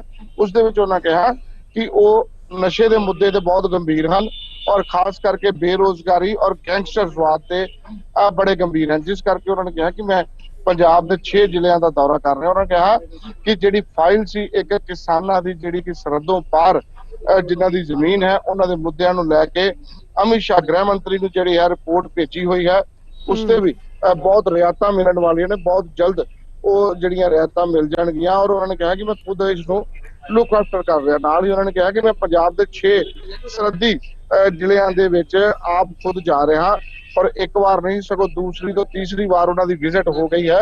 ਔਰ ਇਸ ਤੋਂ ਇਲਾਵਾ ਉਹਨਾਂ ਕਿਹਾ ਕਿ ਉਹਨਾਂ ਨੇ ਇੱਕ ਖਾਸ ਵਿਸ਼ੇਸ਼ ਪੈਕੇਜ ਸਰਹੱਦੀ ਜ਼ਿਲ੍ਹਿਆਂ ਲਈ ਮੰਗਿਆ ਹੋਇਆ ਕੇਂਦਰ ਕੋਲੋਂ, ਉਹ ਵੀ ਜਲਦ ਆਏਗਾ। ਸੋ ਕਿਤੇ ਨਾ ਕਿਤੇ ਇਹ ਸਾਰੀ ਗਵਰਨਰ ਦੇ ਦੌਰੇ ਤੇ ਭਾਜਪਾ ਸਿਆਸੀ ਪਾਰਟੀ ਨੂੰ ਛੱਡ ਕੇ ਬਾਕੀ ਸਾਰੀਆਂ ਸਿਆਸੀ ਪਾਰਟੀਆਂ ਚੁਟਕੀ ਲੈ ਰਹੀਆਂ। ਉਹਨਾਂ ਨੇ ਕਿਹਾ ਕਿ ਜਿਹੜੇ ਗਵਰਨਰ ਨੇ ਉਹ ਸਿਰਫ ਆਪਣੀ ਮੈਨੇਜਮੈਂਟ ਦੇਖਣ, ਨਾ ਕਿ ਇੱਕ ਜਿਹੜਾ ਪੈਰਲਰ ਸਰਕਾਰ ਚਲਾਉਣ, ਕਿਉਂਕਿ ਜਦੋਂ ਗਵਰਨਰ ਆਪਣੇ ਗਵਰਨਰ ਹਾਊਸ ਤੋਂ ਬਾਹਰ ਆਉਂਦੇ ਆ ਤਾਂ ਪੁਲਿਸ ਮੁਖੀ, ਚੀਫ ਸੈਕਟਰੀ ਤੋਂ ਇਲਾਵਾ ਹੋਰ ਬਹੁਤ ਸਾਰੇ ਅਧਿਕਾਰੀ ਐਸੇ ਹੁੰਦੇ ਆ ਜਿਹੜੇ ਗਵਰਨਰ ਦੇ ਪ੍ਰੋਟੋਕੋਲ ਮੁਤਾਬਕ ਫੰਕਸ਼ਨ ਦਾ ਹਿੱਸਾ ਹੁੰਦੇ ਨੇ ਔਰ ਉਹਨਾਂ ਨੂੰ ਜਾਣਾ ਹੀ ਪੈਂਦਾ ਹੈ, ਚਾਹੇ ਡੀਜੀਪੀ ਹੋਣ, ਚਾਹੇ ਚੀਫ ਸੈਕਟਰੀ ਹੋਣ ਜਾਂ ਉਸ ਜ਼ਿਲ੍ਹੇ ਦੇ ਡਿਪਟੀ ਕਮਿਸ਼ਨਰ ਹੋਣ। ਮੌਕੇ ਦੇ ਅਧਿਕਾਰੀ ਜਿਹੜੇ ਪ੍ਰੋਟੋਕੋਲ ਮੁਤਾਬਕ ਪਹੁੰਚਦੇ ਨੇ। ਸੋ ਜਿਸ ਤਰੀਕੇ ਦੇ ਨਾਲ ਕੱਲ ਵੀ ਜੋ ਗਵਰਨਰ ਸਨ ਉਹਨਾਂ ਨੇ ਉਹ ਮੌਕੇ ਤੇ ਬੋਲਦਿਆਂ ਡੀਜੀਪੀ ਦੇ ਸਾਹਮਣੇ ਬੈਠ ਕੇ ਗੱਲ ਕਹੀ ਕਿ ਪੰਜਾਬ ਦੇ ਹਾਲਾਤ ਠੀਕ ਨਹੀਂ ਹੈ, ਅਸੀਂ ਆਪਣੀ ਆਉਣ ਵਾਲੀ ਪੀੜ੍ਹੀ ਨੂੰ ਕੀ ਨਸ਼ਾ ਦੇ ਕੇ ਜਾਵਾਂਗੇ। ਸੋ ਇਹ ਸਭ ਚਿੰਤਾ ਦਾ ਵਿਸ਼ਾ ਹੈ। ਤਾਂ ਡੀਜੀਪੀ ਨੇ ਵੀ ਮੌਕੇ ਤੇ ਇਹ ਗੱਲ ਕਹੀ ਕਿ ਉਹਨਾਂ ਨੇ 400 ਤੋਂ ਵੱਧ ਇੱਕ ਸਾਲ 'ਚ ਗੈਂਗਸਟਰ ਫੜੇ ਨੇ, 133 ਲੋਕ ਜਿਹੜੇ ਆ ਉਹ ਡਿਸਮਿਸ ਕੀਤੇ ਨੇ ਨੌਕਰੀ ਤੋਂ, ਜਿਹੜੇ ਪੰਜਾਬ ਪੁਲਿਸ ਦੇ ਵਿੱਚ ਨਸ਼ਾ ਕਰਦੇ ਸਨ। ਸੋ ਇਸ ਤਰੀਕੇ ਨਾਲ ਉਹਨਾਂ ਨੇ ਗਵਰਨਰ ਦੀ ਗੱਲ ਦਾ ਮੌਕੇ ਤੇ ਜਵਾਬ ਦਿੱਤਾ, ਪਰ ਕਿਤੇ ਨਾ ਕਿਤੇ ਗਵਰਨਰ ਔਰ ਸਰਕਾਰ ਜਿਹੜੇ ਹੁਣ ਪੈਰਲਲ ਚੱਲਦੇ ਨਜ਼ਰ ਆ ਰਹੇ ਆ। ਜੀ ਪੂਜਾ, ਬਿਲਕੁਲ, ਲੇਕਿਨ ਰਾਜਪਾਲ ਵੱਲੋਂ ਜਿਸ ਤਰੀਕੇ ਦੇ ਨਾਲ ਬਿਆਨਬਾਜ਼ੀ ਅਸੀਂ ਦੇਖਦੇ ਹਾਂ, ਅਸੀਂ ਪ੍ਰੋਟੋਕਾਲ ਦੀ ਗੱਲ ਕਰਦੇ ਹਾਂ, ਅਸੀਂ ਕਿਤੇ ਵੀ ਦੇਖਦੇ ਹਾਂ ਬਹੁਤ ਘੱਟ ਹੁੰਦਾ ਹੈ ਆਪਣੇ ਪ੍ਰੋਗਰਾਮ ਤੋਂ ਇਲਾਵਾ ਗਵਰਨਰ ਕਦੇ ਕੋਈ ਆਫੀਸ਼ੀਅਲ ਬਾਈਟ ਦੇਵੇ, ਲੇਕਿਨ ਜਿਸ ਤਰੀਕੇ ਦੇ ਨਾਲ ਇੱਥੇ ਹਰ ਇੱਕ ਗੱਲ ਦਾ ਜਵਾਬ ਦੇਣਾ ਇੱਕ ਸਵਾਲ ਵੀ ਖੜਾ ਕਰਦਾ। ਦੂਜਾ, ਚੋਣਾਂ ਦੇ ਨਾਲ ਵੀ ਜੁੜ ਕੇ ਦੇਖਿਆ ਜਾ ਰਿਹਾ ਇਸ ਨੂੰ।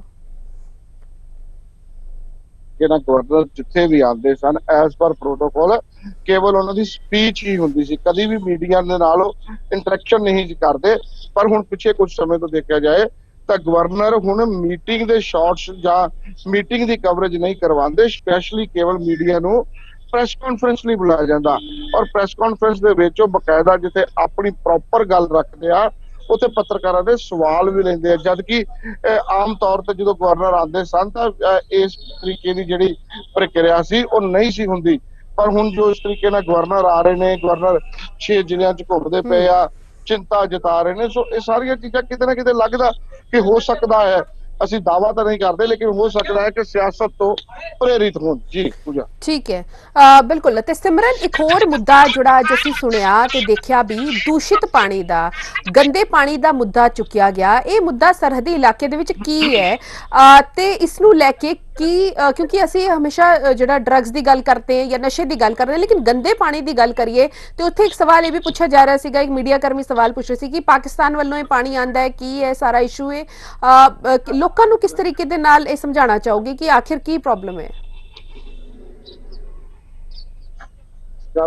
ਪੰਜਾਬ ਜਿਹੜਾ ਕਿ 5 ਦਰਿਆਵਾਂ ਦੀ ਜਿਹੜੀ ਧਰਤੀ ਹੈ, ਪਾਣੀ ਨੂੰ ਬੜਾ ਕਿ ਪਵਿੱਤਰ ਜਿਹੜਾ ਕਿ ਸਮਝਿਆ ਜਾਂਦਾ ਹੈ। ਪਰ ਇੱਥੇ ਜੇ ਦੱਸ ਦਈਏ ਇਸ ਸਮੇਂ ਜਿਹੜਾ ਸਤਲੁਜ ਜਾਂ ਬਿਆਸ ਦਾ ਜਿਹੜਾ ਕਿ ਪਾਣੀ ਹੈ, ਜਿਹੜਾ ਇਸ ਸਮੇਂ ਜਿਹੜਾ ਜੰਗਲਾ ਜਿਹੜਾ ਕਿ ਕਾਫੀ ਜਗ੍ਹਾ ਤੇ ਨਜ਼ਰ ਆਉਂਦਾ ਹੈ। ਜਿੱਥੇ ਜੇ ਆਪਾਂ ਗੱਲ ਕਰਦੇ ਪਿੱਛੇ ਕੋਈ ਲੁਧਿਆਣਾ ਜਾਂ ਹੋਰ ਵੀ ਸ਼ਹਿਰਾਂ ਦਾ ਪਾਣੀ ਦਾ ਵੀ ਆਮ ਦੋਸ਼ ਲੱਗਦੇ ਨੇ, ਜਿਹੜਾ ਪਾਣੀ ਜਿਹੜਾ ਦਰਿਆਵਾਂ ਦੇ ਵਿੱਚ ਪਾਇਆ ਜਾਂਦਾ ਹੈ। ਪਰ ਉਸ ਤੋਂ ਬਾਅਦ ਦੀ ਗੱਲ ਕਰੀਏ ਫਿਰੋਜ਼ਪੁਰ ਤੋਂ ਸਾਡੇ ਸਰਹੱਦੀ ਏਰੀਏ ਤੋਂ, ਜਿੱਥੋਂ ਇੱਥੋਂ ਇੱਕ ਵਾਰ ਸਤਲੁਜ ਦਰਿਆ ਪਾਕਿਸਤਾਨ ਦੇ ਵਿੱਚ ਐਂਟਰੀ ਕਰਦਾ, ਉਸ ਤੋਂ ਬਾਅਦ ਦੇ ਵਿੱਚ ਉਹ ਸੈਲੀ ਵਾਲਾ ਸ਼ਹੀਦ ਭਗਤ ਸਿੰਘ ਹਰਾਂ ਸਮਾਜ ਜਿੱਥੇ ਆ ਉੱਥੇ ਆਣ ਕੇ ਦੁਬਾਰਾ ਫਿਰ ਇਹ ਭਾਰਤ ਦੇ ਵਿੱਚ ਜਿਹੜਾ ਕਿ ਐਂਟਰੀ ਕਰਦਾ ਪਾਕਿਸਤਾਨ ਤੋਂ। ਲੇਕਿਨ ਦੋਸ਼ ਹਮੇਸ਼ਾ ਇਹ ਲਾਏ ਜਾਂਦੇ ਨੇ ਕਿ ਪਾਕਿਸਤਾਨ ਦੇ ਵਿੱਚ ਜਿਸ ਤਰ੍ਹਾਂ ਚਮੜੇ ਦੀਆਂ ਫੈਕਟਰੀਆਂ ਨੇ ਜਾਂ ਹੋਰ ਫੈਕਟਰੀਆਂ ਦਰਿਆਵਾਂ ਦੇ ਕਿਨਾਰੇ ਤੇ ਜ਼ਿਆਦਾ ਹੋਣ ਦੇ ਕਾਰਨ ਜਿਹੜਾ ਉਹਨਾਂ ਦੇ ਵੱਲੋਂ ਗੰਦਾ ਪਾਣੀ ਜਿਹੜਾ ਵਿੱਚ ਪਾਇਆ ਜਾਂਦਾ। ਲਗਾਤਾਰ ਪਾਣੀ ਨੂੰ ਇਸ ਚੀਜ਼ ਦੇ ਸਵਾਲੀਆ ਨਿਸ਼ਾਨ ਜਿਹੜੇ ਖੜੇ ਹੁੰਦੇ ਸੀ। ਕਈ ਵਾਰ ਖਬਰਾਂ ਵੀ ਨਸ਼ਰ ਹੋਈਆਂ ਨੇ ਜਿੱਥੇ ਕਿ ਆਮ ਦਰਿਆਵਾਂ ਦੇ ਵਿੱਚ ਮੱਛੀਆਂ ਜਿਹੜੀਆਂ ਮਰੀਆਂ ਨਜ਼ਰ ਆਉਂਦੀਆਂ ਸੀਗੀਆਂ। ਪਰ ਲੇਕਿਨ ਜੇ ਸਰਕਾਰਾਂ ਦੀ ਗੱਲ ਕਰੀਏ, ਸਰਕਾਰਾਂ ਦੇ ਵੱਲੋਂ ਕਈ ਵਾਰ ਜਿਹੜਾ ਕਿ ਪਾਕਿਸਤਾਨ ਦੇ ਨਾਲ ਸੰਬੰਧ ਇਸ ਬਾਰੇ ਜਿਹੜਾ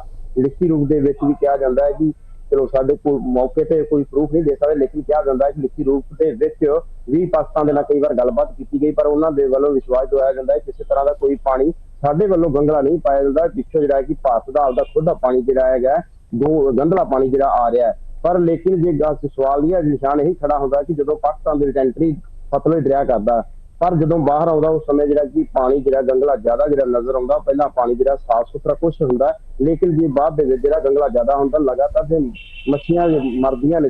ਜਿਸ ਵਾਰ ਜ਼ਿਆਦਾ ਜਦੋਂ ਪਾਣੀ ਮੰਨ ਲਓ ਕਹਿ ਸਕਦੇ ਪਾਇਆ ਜਾਂਦਾ, ਉਸ ਸਮੇਂ ਜਿਹੜਾ ਮੱਛੀਆਂ ਜਿਹੜੀਆਂ ਜ਼ਿਆਦਾ ਮਰਦੀਆਂ, ਪਾਣੀ ਵੀ ਜਿਹੜਾ ਗੰਗਲਾ ਆਉਂਦਾ। ਪਰ ਉਸ ਦੇ ਵਿੱਚ ਗਵਰਨਰ ਸਾਹਿਬ ਦੇ ਨਾਲ ਗੱਲਬਾਤ ਕੀਤੀ, ਉਹਨਾਂ ਦੇ ਵੱਲੋਂ ਵਿਸ਼ਵਾਸ ਦਵਾਇਆ ਜਾਂਦਾ ਹੈ ਕਿ ਜਲਦ ਇਸ ਚੀਜ਼ ਦਾ ਜਿਹੜਾ ਕਿ ਹੱਲ ਵੀ ਕੀਤਾ ਜਾਵੇਗਾ। ਠੀਕ ਹੋ ਜਾ ਜੀ, ਇੱਕ ਹੋਰ ਮੁੱਦਾ ਜਿਹੜਾ ਉਹਨਾਂ ਵੱਲੋਂ ਚੱਕਿਆ ਗਿਆ ਕਿ ਨਸ਼ੇ ਦੀ ਜੇਕਰ ਉਹ ਗੱਲ ਕਰ ਰਹੇ ਸੀਗੇ, ਉਹਨਾਂ ਨੇ ਕਿਹਾ ਕਿ ਜੇਲ੍ਹਾਂ ਵਿੱਚੋਂ ਜਿਹੜਾ ਆਪਣਾ ਸਮਰਾਜ ਚਲਾ ਰਹੇ, ਯਾਨੀ ਕਿ ਸਿਸਟਮ ਸਾਰਾ ਕੁਝ ਜਾਣਦਾ ਹੈ। ਅਸੀਂ ਦੇਖਦੇ ਹਾਂ ਕਿ ਰੋਜ਼ਾਨਾ ਮੋਬਾਈਲ ਵਿੱਚੋਂ ਫੋਨਸ ਮਿਲ ਰਹੇ ਨੇ। ਜੈਮਰ ਦੀ ਉਹਨਾਂ ਨੇ ਗੱਲ ਕਹੀ ਕਿ BSNL ਦੇ ਨਾਲ ਜਿਹੜੀ ਹੈ, BSNL ਨੇ ਇੱਕ ਸੁਝਾਅ ਦਿੱਤਾ ਹੈ ਕਿ ਜਲਦੀ ਉਹਨਾਂ ਕੋਲ ਕੁਝ ਅਜਿਹਾ ਪ੍ਰੋਸੈਸ ਹੈ ਜਾਂ ਅਜਿਹੀ ਟੈਕਨੀਕ ਹੈ ਜਿਸ ਦੇ ਰਾਹੀਂ ਜਿਹੜੇ ਫੋਨ ਜੇਕਰ ਜੇਲ੍ਹਾਂ ਦੇ ਵਿੱਚ ਕੋਈ ਯੂਜ਼ ਕਰ ਰਿਹਾ ਤੇ ਨੈਟਵਰਕ ਉਹਨਾਂ ਨੂੰ ਨਹੀਂ ਮਿਲਣਗੇ। ਇੱਕ ਇਹ ਨੈਟਵਰਕ ਦੀ ਗੱਲ ਕੀਤੀ ਤੇ DGP ਉੱਥੇ ਮੌਜੂਦ ਸੀਗੇ। ਹਾਲਾਂਕਿ ਜੇਕਰ DGP ਵੱਲੋਂ ਹਮੇਸ਼ਾ ਇਹ ਗੱਲ ਕਹੀ ਜਾਂਦੀ ਕਿ ਅਸੀਂ ਲਗਾਤਾਰ ਗੈਂਗਸਟਰ ਫੜ ਰਹੇ ਨੇ, ਡਰੱਗਸ ਮਾਫੀਆ ਨੂੰ ਖਤਮ ਕਰਨ ਦੇ ਲਈ ਅਸੀਂ ਲੱਗੇ ਹੋਏ ਨੇ, ਤੇ ਇਹ ਸਟੇਟਮੈਂਟ ਜਿਹੜੀ ਸਰਕਾਰ ਦੇ ਇੱਕ ਪ੍ਰਤੀਨਿਧੀ ਦੇ ਤੌਰ ਤੇ ਯਾਨੀ ਕਿ ਜਿਹੜਾ ਕਿ ਉੱਥੇ DGP ਹੈ ਉਹਨਾਂ ਦੇ ਸਾਹਮਣੇ ਕਹਿਣਾ ਕਿੰਨੀ ਕੀ ਵੱਡੀ ਗੱਲ ਲੱਗਦੀ ਹੈ? ਦੱਸ ਦਈਏ ਜੇ ਜੇਲ੍ਹਾਂ ਦੀ ਗੱਲ, ਤੇ ਜੇਲ੍ਹਾਂ ਦੇ ਵਿੱਚ ਜਿਹੜਾ ਕਿ ਮੋਬਾਈਲ ਫੋਨ ਮਿਲਣੇ ਆਮ ਦੀ ਇੱਕ ਗੱਲ ਹੈਗੀ। ਰੋਜ਼ਾਨਾ ਜਿਹੜਾ ਕਿ ਫਿਰੋਜ਼ਪੁਰ ਕੇਂਦਰੀ ਜੇਲ੍ਹ ਦੀ ਗੱਲ ਕਰੀਏ ਤਾਂ ਫਿਰੋਜ਼ਪੁਰ ਕੇਂਦਰੀ ਜੇਲ੍ਹ ਦੇ ਵਿੱਚ ਲਗਾਤਾਰ ਜਿਹੜੇ ਕਿ ਫੋਨ ਰੋਜ਼ਾਨਾ ਜਿਹੜੇ ਕਿ ਬਰਾਮਦ ਹੁੰਦੇ ਨੇ। ਅੱਜ ਦੀ ਗੱਲ ਕਰੀਏ, ਅੱਜ ਵੀ ਜਿਹੜੇ ਕਿ ਸਵੇਰ 4 ਫੋਨ ਜਿਹੜੇ ਕਿ ਬਰਾਮਦ ਹੋਏ ਨੇ। ਕਰੀਬ ਇੱਕ ਹਫ਼ਤੇ ਦੇ ਵਿੱਚ ਲਗਭਗ 28 ਤੋਂ 30 ਫੋਨ ਜਿਹੜੇ ਨੇ ਬਰਾਮਦ ਹੋਏ ਨੇ। ਕਿਉਂਕਿ ਇਸ ਦੇ ਨਾਲ ਜਿਹੜਾ ਸਵਾਲੀਆ ਨਿਸ਼ਾਨ ਇਹ ਖੜਾ ਹੁੰਦਾ ਹੈ ਕਿ ਜਿਹੜੇ ਕਿ ਮੋਬਾਈਲ ਫੋਨ ਜੇਲ੍ਹਾਂ ਦੇ ਵਿੱਚ ਪਹੁੰਚਦੇ ਕਿਸ ਤਰ੍ਹਾਂ ਨੇ। ਕਿਉਂਕਿ ਜੇਲ੍ਹਾਂ ਦੇ ਵਿੱਚ ਮੋਬਾਈਲ ਫੋਨ ਪਹੁੰਚਣ ਤੋਂ ਬਾਅਦ ਵਿੱਚ ਗੈਂਗਸਟਰਾਂ ਦੀ ਗੱਲ ਕਰੀਏ ਤਾਂ ਗੈਂਗਸਟਰਾਂ ਦੇ ਜਿਹੜੇ ਕਿ ਲਿੰਕ ਪਾਕਿਸਤਾਨ ਜਾਂ ਸਮਗਲਰ ਜਿਹੜੇ ਨੇ ਉਹਨਾਂ ਦਾ ਲਿੰਕ ਜਾਂ ਪਾਕਿਸਤਾਨ ਦੇ ਵਿੱਚ ਬਣਦਾ। ਉਸ ਤੋਂ ਬਾਅਦ ਦੇ ਵਿੱਚ ਇਹ ਗਤੀਵਿਧੀਆਂ ਜਿਹੜੀਆਂ ਸਾਰੀਆਂ ਹੁੰਦੀਆਂ, ਜਦੋਂ ਸੰਪਰਕ ਉਹਨਾਂ ਦੇ ਵੱਲੋਂ ਕੀਤਾ ਜਾਂਦਾ ਪਾਕਿਸਤਾਨ ਦੇ ਵਿੱਚ ਜਿਹੜੇ ਬਲੈਕ ਦੀ ਗੱਲ ਕਰੀਏ, ਸਮਗਲਿੰਗ ਦੀ, ਤਾਂ ਜਾਂ ਨਸ਼ੇ ਦੀ ਗੱਲ ਕਰੀਏ ਜਾਂ ਹਥਿਆਰਾਂ ਦੀ ਗੱਲ ਕਰੀਏ, ਜੇਲ੍ਹਾਂ ਦੇ ਵਿੱਚ ਬੈਠੇ ਗੈਂਗਸਟਰ ਜਦੋਂ ਫੋਨ ਲਗਾਤਾਰ ਜਿਹੜੇ ਕਿ ਵਰਤ ਰਹੇ ਨੇ, ਉਸ ਤੋਂ ਬਾਅਦ ਦੇ ਵਿੱਚ ਇਹ ਸਾਰਾ ਕੁਝ ਮੰਗਵਾਇਆ ਜਾਂਦਾ। ਜੇ ਪਿੱਛੇ ਕੱਲ੍ਹ ਦੀ ਗੱਲ ਕਰੀਏ ਤਾਂ ਇੱਕ ਜੇਲ੍ਹ ਅਧਿਕਾਰੀ ਆਪਣੇ ਉਸ ਦੇ ਵਿੱਚ ਪਰਚਾ ਦਰਜ ਹੋਇਆ ਜਿਹੜਾ ਕਿ ਆਪਣੇ ਬੇਟੇ ਦੇ ਨਾਲ ਰਲ ਕੇ ਜਿਹੜਾ ਕਿ ਪਿੱਛੋਂ ਸਮਗਲਿੰਗ ਕਰਦੇ, ਉਸ ਤੋਂ ਬਾਅਦ ਵਿੱਚ ਜੇਲ੍ਹ ਦੇ ਵਿੱਚ ਜਿਹੜਾ ਕਿ ਨਸ਼ਾ ਉਹ ਪਹੁੰਚਾਉਂਦਾ ਸੀਗਾ, ਉਹਨੂੰ ਵੀ ਜਿਹੜਾ ਗ੍ਰਿਫਤਾਰ ਕੀਤਾ ਗਿਆ ਹੈਗਾ। ਲੇਕਿਨ ਜਿਹੜਾ ਇਸ ਚੀਜ਼ ਦੇ ਬਾਰੇ ਸਖਤੀ ਜਿਹਦੇ ਵਿੱਚ ਜਾਂਚ ਹੋਣੀ ਚਾਹੀਦੀ। ਰੋਜ਼ਾਨਾ ਜੇ ਫੋਨ ਜ਼ਰੂਰ ਬਰਾਮਦ ਹੁੰਦੇ ਨੇ, ਸਖਤੀ ਇਹ ਹੋਣੀ ਚਾਹੀਦੀ ਕਿ ਫੋਨ ਕਿਸ ਤਰ੍ਹਾਂ ਪਹੁੰਚ ਕਿਸ ਤਰ੍ਹਾਂ ਰਹੇ ਨੇ। ਰੋਜ਼ਾਨਾ ਜਿਹੜੇ ਕਿ ਫੋਨ ਜੇਲ੍ਹ ਦੇ ਵਿੱਚ ਪਹੁੰਚ ਰਹੇ, ਇਹ ਇੱਕ ਬੜਾ ਵੱਡਾ ਸਵਾਲੀਆ ਨਿਸ਼ਾਨ ਹੈਗਾ। ਜ਼ਰੂਰ ਸਹਿਮਤ ਦੀ ਗੱਲ ਕੀਤੀ ਗਈ, ਜਿਸ ਤਰ੍ਹਾਂ ਅੱਜ ਨਾਲ ਕਿਹਾ ਜਾਂਦਾ ਹੈ ਕਿ ਜਲਦ ਜਿਹੜੇ ਕਿਤੇ ਲਗਾਏ ਜਾਣਗੇ, ਇਸ ਚੀਜ਼ ਦਾ ਕੰਟਰੋਲ ਕੀਤਾ ਜਾਏਗਾ। ਪਰ ਗੱਲ ਇਹ ਹੈ ਕਿ ਇੱਕ ਕੇਂਦਰੀ ਜੇਲ੍ਹ ਜਿਹਨੂੰ ਸੁਧਾਰ ਕਰ ਕਿਹਾ ਜਾਂਦਾ, ਉਸ ਦੇ ਵਿੱਚ ਲਗਾਤਾਰ ਜਿਹੜਾ ਨਸ਼ਾ ਮਿਲਣਾ ਜਾਂ ਮੋਬਾਈਲ ਫੋਨ ਮਿਲਣਾ, ਇਹ ਵੱਡਾ ਇੱਕ ਸਵਾਲੀਆ ਨਿਸ਼ਾਨ ਹੈ। ਜਦੋਂ ਸਿਕਿਉਰਿਟੀ ਜਾਂ ਸੁਰੱਖਿਆ ਕੀ ਹੈਗੀ ਕਿ ਜਿਹਦੇ ਨਾਲ ਜਿਹੜਾ ਕਿ ਜੇਲ੍ਹਾਂ ਦੇ ਵਿੱਚ ਇਹਨਾਂ ਸਭ ਕੁਝ ਜਿਹੜਾ ਕਿ ਬਰਾਮਦ ਹੋ ਰਿਹਾ, ਕਿਸ ਤਰ੍ਹਾਂ ਜਿਹੜਾ ਇੰਨਾ ਪਹੁੰਚਾ। ਚੱਪੇ ਦੇ ਜਿਹੜੀ ਤਲਾਸ਼ੀ ਹੋਣ ਤੋਂ ਬਾਅਦ ਦੇ ਵਿੱਚ ਜੇ ਮੁਲਾਕਾਤ ਵੀ ਜੇ ਕੋਈ ਕੈਦੀ ਦੀ ਕਰਨ ਜਾਣਾ ਤਾਂ ਉਹ ਵੀ ਚੱਪੇ ਦੇ ਤਲਾਸ਼ੀ ਤੋਂ ਬਾਅਦ ਦੇ ਵਿੱਚ ਅੰਦਰ ਜਾਇਆ ਜਾਂਦਾ ਹੈ। ਪਰ ਇੱਕ ਸਵਾਲੀਆ ਨਿਸ਼ਾਨ ਹੈ ਕਿ ਮੁਲਾਜ਼ਮਾਂ ਤੇ ਜਿਹੜੇ ਉੱਥੋਂ ਦੇ ਸਿਕਿਉਰਿਟੀ ਜਾਂ ਮੁਲਾਜ਼ਮਾਂ ਤੇ ਉਹਨਾਂ ਦੇ ਸ਼ੰਕਾ ਦੀ ਜਿਹੜੀ ਕਿ ਸੂਈ ਨਜ਼ਰ ਆਉਂਦੀ ਹੈ। ਜੀ ਪੂਜਾ, ਬਿਲਕੁਲ ਕਿਤੇ ਨਾ ਕਿਤੇ ਮਿਲੀ ਭਗਤ ਦੇ ਤਹਿਤ ਇਹ ਸਾਰਾ ਕੁਝ ਹੁੰਦਾ ਹੈ, ਨਹੀਂ ਤਾਂ ਜਿਹੜਾ ਹੈ ਅਜਿਹਾ ਨਹੀਂ ਹੋ ਸਕਦਾ। ਲੇਕਿਨ ਹੁਣ ਇਹ ਜਿਹੜਾ ਦੌਰਾ ਹੈ ਕਿਤੇ ਨਾ ਕਿਤੇ ਸਿਆਸੀ ਦੌਰਾ ਬਣਦਾ ਹੋਇਆ ਨਜ਼ਰ ਆ ਰਿਹਾ। ਬਹੁਤ ਬਹੁਤ ਧੰਨਵਾਦ ਨਿਤਿਨ, ਬਹੁਤ ਬਹੁਤ ਧੰਨਵਾਦ ਸਿਮਰਨ ਸਾਡੇ ਨਾਲ ਜੁੜਨ ਦੇ ਲਈ। ਇਹ ਦੌਰਾ ਸਿਆਸਤ ਦੇ ਨਾਲ ਜੁੜ ਗਿਆ ਕਿਉਂਕਿ ਜਦ ਕੈਬਨਿਟ ਮੰਤਰੀ ਇਹ ਕਹਿਣ ਲੱਗੇ ਨੇ ਰਾਜਪਾਲ ਨੂੰ ਕਿ ਪੈਰਲਲ ਸਰਕਾਰ ਜਿਹੜੇ ਹੈ ਰਾਜਪਾਲ ਬਨਵਾਰੀ ਲਾਲ ਪੁਰੋਹਿਤ ਚਲਾ ਰਹੇ ਨੇ, ਅਜਿਹੇ ਦੇ ਵਿੱਚ ਕੀ ਤਾਲਮੇਲ ਜਿਹੜਾ ਹੈ ਉਹ ਰਹੇਗਾ ਸੂਬਾ ਸਰਕਾਰ ਦੇ ਵਿੱਚ ਤੇ ਰਾਜਪਾਲ ਦੇ ਵਿੱਚ, ਇਸ ਦਾ ਜਿਹੜਾ ਅਸੀਂ ਚੰਗੀ ਤਰੀਕੇ ਦੇ ਨਾਲ ਜਾਣ ਸਕਦੇ ਕਿਉਂਕਿ ਬਿਆਨਬਾਜ਼ੀ ਦੋਨੋਂ ਪਾਸੇ ਹੋ ਰਹੀ ਹੈ ਇੱਕ ਦੂਜੇ ਦੇ ਖਿਲਾਫ। ਹਾਲਾਂਕਿ ਜਿਹੜੀ ਸਮੱਸਿਆ ਦੀ ਗੱਲ ਕੀਤੀ ਗਈ ਹੈ, ਡਰੱਗਸ ਦੀ ਗੱਲ ਕੀਤੀ ਗਈ ਹੈ ਜਾਂ ਫਿਰ ਮਾਈਨਿੰਗ ਦੀ ਗੱਲ ਕੀਤੀ ਗਈ, ਇਲੀਗਲ ਮਾਈਨਿੰਗ ਦੀ, ਤੇ ਉਸ ਨੂੰ ਲੈ ਕੇ ਜੇਕਰ ਇਹ ਸਾਰੀ ਚੀਜ਼ਾਂ ਕੋਆਰਡੀਨੇਸ਼ਨ ਦੇ ਤਹਿਤ ਠੀਕ ਹੁੰਦੀਆਂ ਨੇ ਤੇ ਜ਼ਰੂਰ ਇਸ ਦਾ ਫਾਇਦਾ ਹੋਵੇਗਾ। ਤੇ ਅੱਜ ਜਿਹੜੇ ਅਸੀਂ ਦੋ ਮੁੱਦਿਆਂ ਉੱਤੇ ਚਰਚਾ ਕੀਤੀ ਹੈ, ਇੱਕ ਜਿਹੜਾ ਕਿਸਾਨਾਂ ਵੱਲੋਂ ਪ੍ਰਦਰਸ਼ਨ ਕੀਤਾ ਗਿਆ ਬਜਟ ਨੂੰ ਲੈ ਕੇ, ਤੇ ਦੂਜੇ ਪਾਸੇ ਰਾਜਪਾਲ ਦਾ ਸਰਹੱਦੀ ਦੌਰਾ ਜਿਹੜਾ ਕਿ ਸਿਆਸਤ ਦੇ ਭੇਂਟ ਚੜ ਗਿਆ ਹੈ। ਹਾਲਾਂਕਿ ਇਸ ਵਿੱਚ ਕਿੰਨਾ ਕੰਮ ਹੁੰਦਾ ਕਿੰਨਾ ਨਹੀਂ ਹੁੰਦਾ ਕਿਉਂਕਿ ਰਿਪੋਰਟ ਜਿਹੜੀ ਹੈ ਉਹ ਗ੍ਰਹਿ ਮੰਤਰੀ ਅਮਿਤ ਸ਼ਾਹ ਨੂੰ ਜਾਣੀ ਹੈ। ਉਸ ਤੋਂ ਬਾਅਦ ਉਹਨਾਂ ਵੱਲੋਂ ਜਿਹੜੀ ਬਜਟ ਐਲੋਕੇਸ਼ਨ ਜੇਕਰ ਦਿੱਤੀ ਜਾਂਦੀ ਹੈ ਸਰਹੱਦੀ ਇਲਾਕਿਆਂ ਦੇ ਵਾਸਤੇ ਜਾਂ ਨਹੀਂ ਦਿੱਤੀ ਜਾਂਦੀ ਹੈ ਤੇ ਆਉਣ ਵਾਲੇ ਸਮੇਂ ਦੇ ਵਿੱਚ ਹੀ ਪਤਾ ਲੱਗੇਗਾ। ਤੇ ਅੱਜ ਦੇ ਲਈ ਇੰਨਾ ਹੀ, ਕੱਲ ਫਿਰ ਮਿਲਾਂਗੇ ਨਵੇਂ ਮੁੱਦੇ ਨੂੰ ਲੈ ਕੇ। ਤਦ ਤੱਕ ਮੈਨੂੰ ਦਿਓ ਇਜਾਜ਼ਤ। ਸਤਿ ਸ਼੍ਰੀ ਅਕਾਲ।